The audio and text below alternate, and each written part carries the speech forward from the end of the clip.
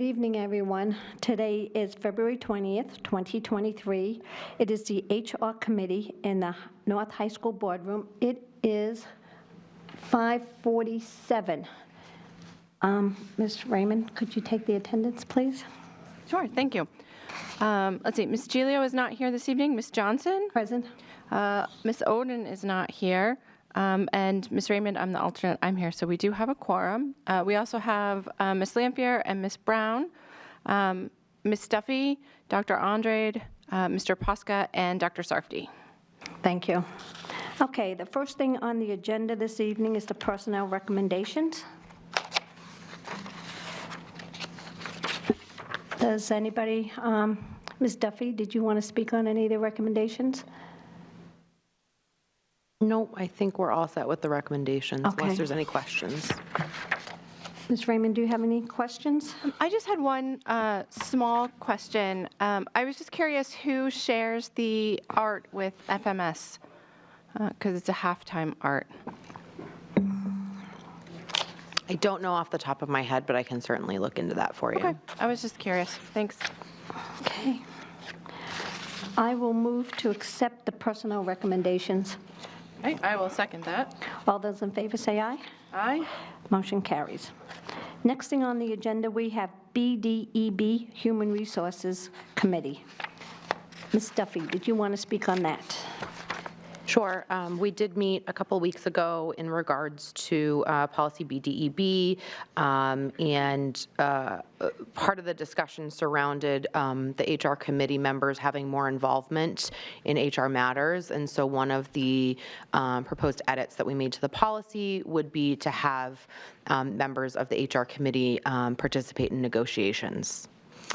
So that was the major edit to that, as well as there was a question at the last board meeting in HR committee about which positions actually do come forward to the board. The way the policy was written, it was director level and above. So we've now altered that to include coordinators, assistant directors, and directors, so that all of those positions would then come forward to the board. Any questions, Ms. Raymond? I was just curious about how that will work for the current negotiating committees, because I know we still have a couple of contracts that are in progress, and then we have others that will pick up again next year. So are you wanting to reassign the HR members to those current negotiating teams, or is it once that negotiating cycle is complete?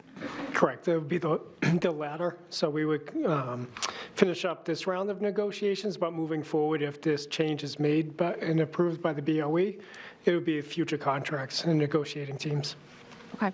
And then my second question to that is, since there's only 3 and an alternate on HR, if that becomes too much, like sometimes, especially in the summertime when we're hiring a bunch of people, it becomes too much for the HR committee to cover all the interviews as well. Does this policy, the way it's worded, preclude inviting volunteers from the rest of the board? No, it doesn't. So I think that's fine with the interviews, but I think when we're coming into negotiations, I think that was the important aspect of the subcommittee serving on some of those negotiating teams. Okay. I just don't want to, I guess my worry is that I don't want to preclude the other, I'm trying to do math here, 5 members who might have availability, because some of the negotiations, as you know, can be very intense. So it's a lot of work for 4 people. So. Thanks, Ms. Johnson. You're welcome. Anything else, Ms. Raymond? No, that was it. Okay, perfect. I move to accept the changes. Ms. Johnson? Oh, Ms. Brown? I wanted to propose a change to the edits in this policy. Specifically where it says the committee shall serve on negotiating committees for collective bargaining. I think if you added kind of to Ms. Raymond's point, unless otherwise voted on by 2/3 of the board of the whole board, that would help you for situations where, for example, Ms. Oden is on the committee, and she's very thoughtful in not voting on teacher negotiations because she has family members that work in the district. So it would make it so that we could vote to have someone else fill that slot if there was not availability. Would that be something that the committee would consider, or the Sure, absolutely. administration? I think that makes a lot of sense. I have no objection to that, Ms. Nope. Johnson. Okay, so I'll make a motion Yep. to accept BDEB as amended. Except B, D, E, D. I'm just going to write with the following amendment change. And that is under number 2, the last line, we will add, after the committee shall serve on negotiating committees for collective bargaining, comma, unless an alternate is voted on by 2/3? Yeah, that sounds good. Unless an alternate, I'm going to write board member.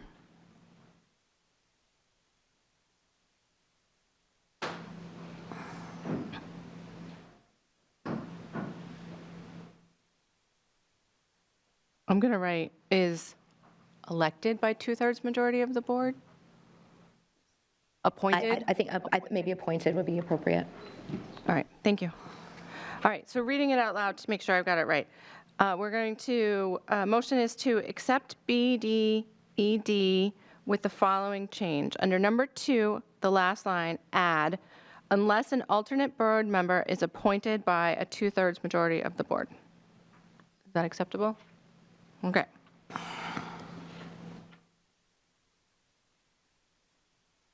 And I will also second it. Okay. All those in favor of the amendment? Aye. Aye. Go back to the original motion to accept BDEB with the changes. Okay. I second that too. Okay, all those in favor? Aye. Aye. Okay. Now, the next item on the agenda is GCFA, election appointment of personnel. This just further goes into the detail about the director level and above being presented to the board. So this would include coordinators and assistant directors as well. Ms. Raymond, any questions?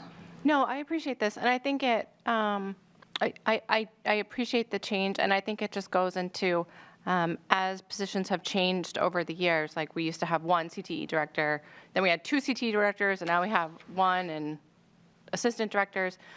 This just allows it to be a little bit more dynamic and the board to feel like we know what's going on. So, thank you. And I want to say thank you to all of you for updating this, and Ms. Oden for bringing everything to our attention with the HR committee. Thank you. Thank you. I apologize for my lateness. Okay. I got it.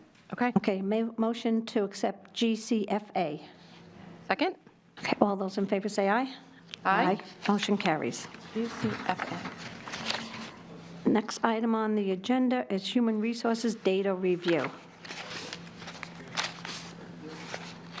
Yes, I just wanted to bring some data forth to the committee to just share a little bit about the work that we do in human resources so that you had a better idea of kind of what our day-to-day looks like.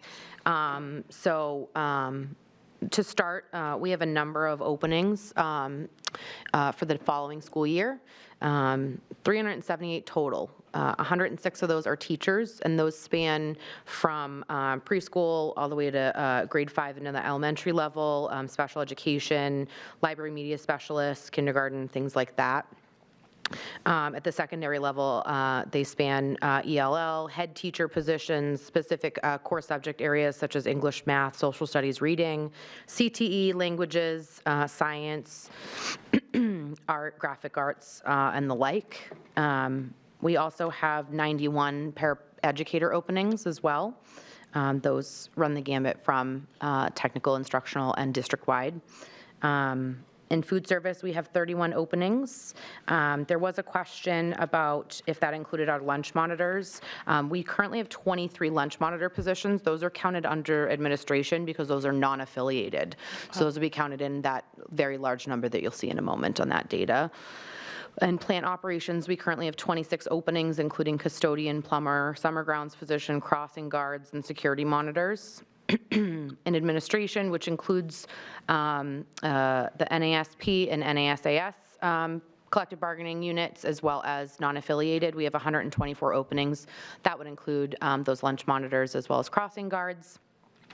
It also includes administrative positions such as the Assistant Director of Business, Special Ed Administrator, Director of Transportation, Assistant Principal at Pennachuck, Director of CTE, Instructional Leader positions, Head Teacher positions, and includes other non-affiliated support positions such as 21st Century After School programs. In addition to that, I wanted to provide you with a sense of what we're processing in terms of leaves. So that would include FMLA under federal law, as well as the ADA under federal law. The total number of staff that are on some type of leave under either of those would be 56, which is 2.33% of the total employee population. Of those on leave, 1.33% of the total employee population are on a continuous leave. That actually makes up 57% of the total staff on leave. So the majority of staff are on a continuous leave, which means they are not coming to work at all. An intermittent leave is 0.36% of the total population, or 26.79% of total staff on leave. That is if somebody has some kind of medical condition that allows them to come to work sometimes, but sometimes they're not able to come to work. 16% of staff on leave are on an LOA, or an unpaid leave of absence, which is typically a provision underneath the collective bargaining. And then we have 30 pending requests for leave currently. All of those leaves do have end dates. Some of them are in the near future, some of them are a little further out. FMLA covers folks for 12 weeks under federal law. ADA covers them a little bit longer sometimes. But all of those, we do require medical documentation, and we do require return to work dates or follow-up dates from doctors. We did process 108 fingerprints in the month of January of this year. That includes staff, volunteers, contractors, and anyone else who may be working in our schools. And we onboarded a total of 30 new staff members in the month of January of 2023. Right. Any questions? I have a couple of things. Thank you, Ms. Duffy. I appreciate the numbers. So my first question is the 108 of the fingerprinting. Does that leave us with a deficit for fingerprinting, or are we now kind of caught up and doing things on a rolling basis? We're doing things on a rolling basis, so we are caught up. Yep, those are that was the number that came in and were processed in the same month. That's fantastic. I'm so happy to hear that. And then the second question I have is doing some quick math. 378 openings out of 2,400 total staff. And I think people forget how many staff the district has. So that's still about 15%, give or take half a percentage. Do you know how that compares to other districts, one? And two, do we have anything coming up, like new avenues for job postings or job fairs or anything like that you can tell us about? I don't have numbers or statistics to compare us to other districts, but in my experience with other HR directors within New Hampshire school districts, they're all experiencing roughly 15 to 20% openings. So I would say we're probably in that range. As far as new avenues, we do have our district-wide job fair coming up here at North. It's going to be on March 15th from 3:30 to 6 p.m. So we're hoping for a really great turnout for that, and that's going to be for all positions, not just teaching positions. That'll be for food service, plant operations, and any other positions we have district-wide. We're also going to be attending job fairs outside of Nashua. So local colleges, New England area colleges will be attending and having a presence there as well to try to attract some new candidates.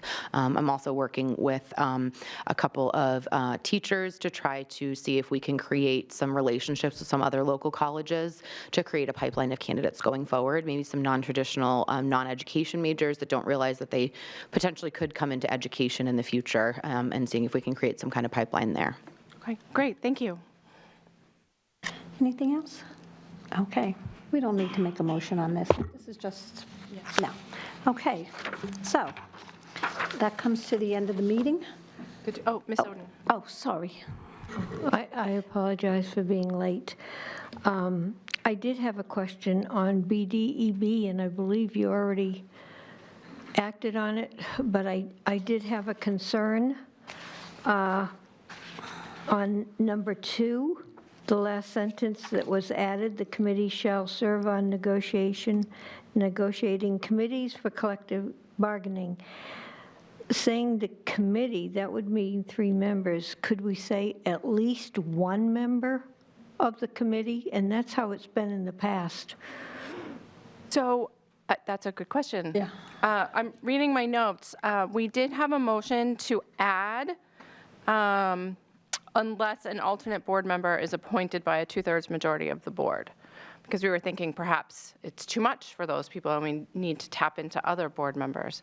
But I could see, now that you're saying that, how it could mean the whole, like all 3 people or all 4 people have to be on every bargaining, as opposed to That's how I read 1 it. or 2 people from the That's my committee. intent. Yeah, so I would just ask the board to reflect. I think it's a good practice that it is a subcommittee that is part of the negotiations, more than 1 BOE member. I think it should have at least, in all my experiences, the negotiations were with the HR subcommittee. It was a posted meeting. It was, then it was actually in executive session from there. But I would actually, because it is an agreement with more than 1 board member, right? So it does come back to the full board. But I think it is the role and responsibility of the HR subcommittee, when you look at their duties, that at least there's a quorum to engage in those conversations. I understand that it's a lot because there's 7 bargaining units, but I would push the board to consider having a quorum, at least to enter into negotiations, more than 1 board member.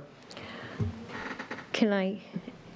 Yes, go Okay. ahead, Ms. Owen. The thing I would say, I think this board, I've seen more people on this board have full-time jobs, and you really can't expect them to forsake their job in order to be on the committee. It would be good to have all 3, but if you don't have more than 1, you can't limit yourself, because there's a good chance you won't have enough board members to have the negotiating meeting, and I don't think you should stop it because 1 is not there. Ms. Brown?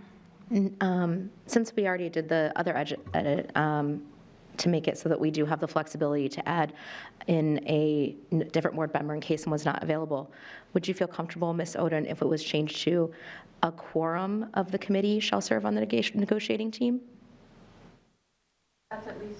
So that's at least 2. So 2. So they could still represent the board in a fashion, and then because the way we edited the second half of the sentence, if for some reason we had to put in a different board member to essentially serve as an alternate to the subcommittee, that might solve the problem, but you'd still have a quorum.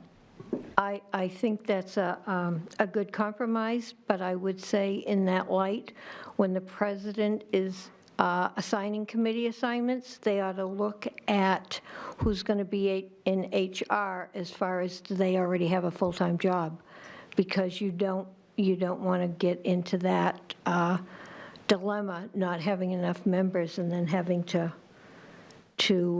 not cancel the negotiating meeting. So I think in the future, when you're doing committee assignments, that you should take that into consideration. So based on that conversation, Ms. Johnson, do you think we should make another a motion to amend BDEB again to add that some language along the lines of like a quorum of the committee shall serve on negotiating committees, or at least 2 members of the committee shall? I'm not sure what the language, the idealized language is there. If I may, I think if you crossed out the word "the" and you said "a quorum of," the committee. Oh, I guess I should leave it in there. Just put a quorum of the committee, and then I think the rest of it will take care of itself. Because a quorum is usually two on any committee. So you could just put two. And if you could leave just it, if add- you say a quorum, that way, for example, if one day only, if it wasn't, it wouldn't necessarily have to be the same 2 committee members every single time. It could be, as long as you have a quorum of the core committee, that would be good, but then you could also have another person, if they're appointed by the board, to serve if the burden is getting too large, because you've got too many things going on at the same time.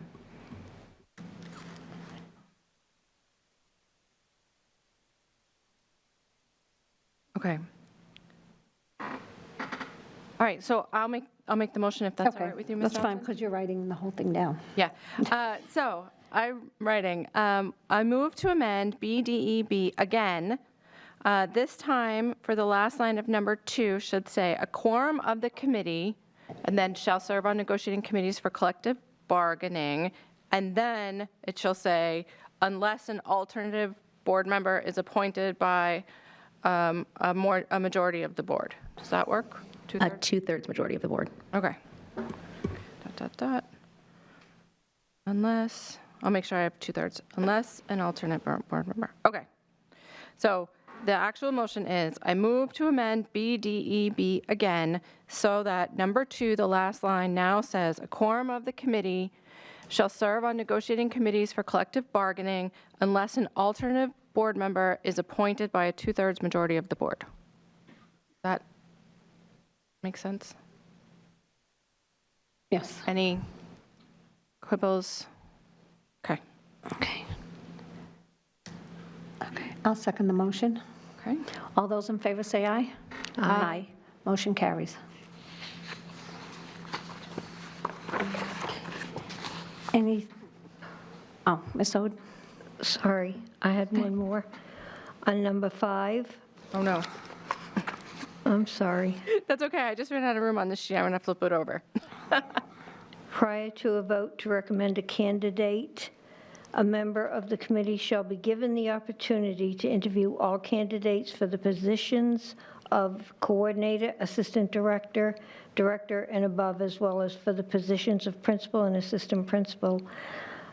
I guess I would ask administration, from my experience, those interviews have always been in non-public, so that people that do not get it or might be from another district don't want people to know. Should we add the word "in non-public" in that? Public or non-public?